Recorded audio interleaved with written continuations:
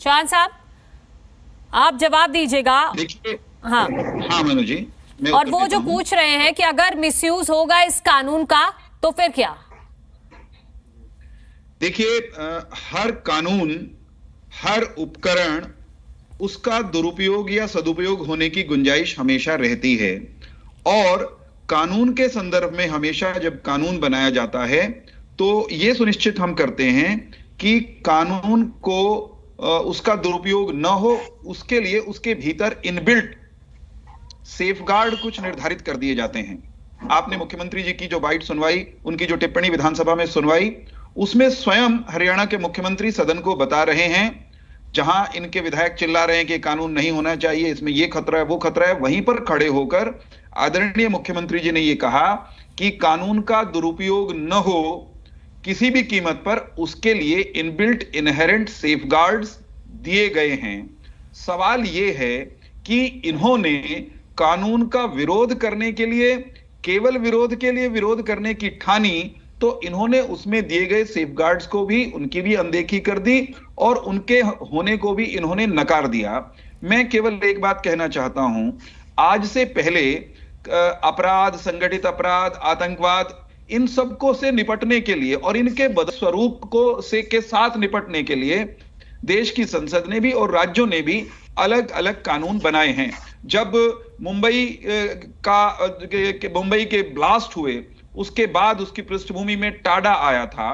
रोने चिल्लाने वाले लोग ये कहते थे कि टाडा आ गया, लोकतंत्र की हत्या हो जाएगी। लेकिन भीषण विस्फोटों से इस देश के नागरिकों की रक्षा करने के लिए, संगठित आतंकवाद से इस देश के नागरिकों की रक्षा करने के लिए कानून आवश्यक था। वो कानून आया। कालांतर में महाराष्ट्र में मकोका आया, एक समय में पोटा आया, और इनसे मिलते जुलते कानून देश के अन्य राज्यों में भी हैं। जैसे महाराष्ट्र का मकोका 1999 में आया, उससे मिलते जुलता कानून दिल्ली में भी है। और इसी तरह से अन्य राज्यों ने भी, गुजरात ने, कर्नाटक ने, उत्तराखंड ने भी संगठित अपराध को नाथने के लिए, ठोकने के लिए, रोकने के लिए सख्त कानून बनाया। हरियाणा को भी उस दिशा में पेशबंदी, मोर्चेबंदी करनी थी। उस दृष्टि से हम ये कानून लेकर के आए हैं। मैं कांग्रेस के दोमुहेपन का केवल प्रमाण दूंगा, वो स्वीकार नहीं करेंगे, मुझे मालूम है। मकोका हमारे हरियाणा के हकोका से मिलता जुलता कानून है, कुछ प्रावधानों में अंतर हो सकता है क्योंकि वो पहले का बना हुआ है।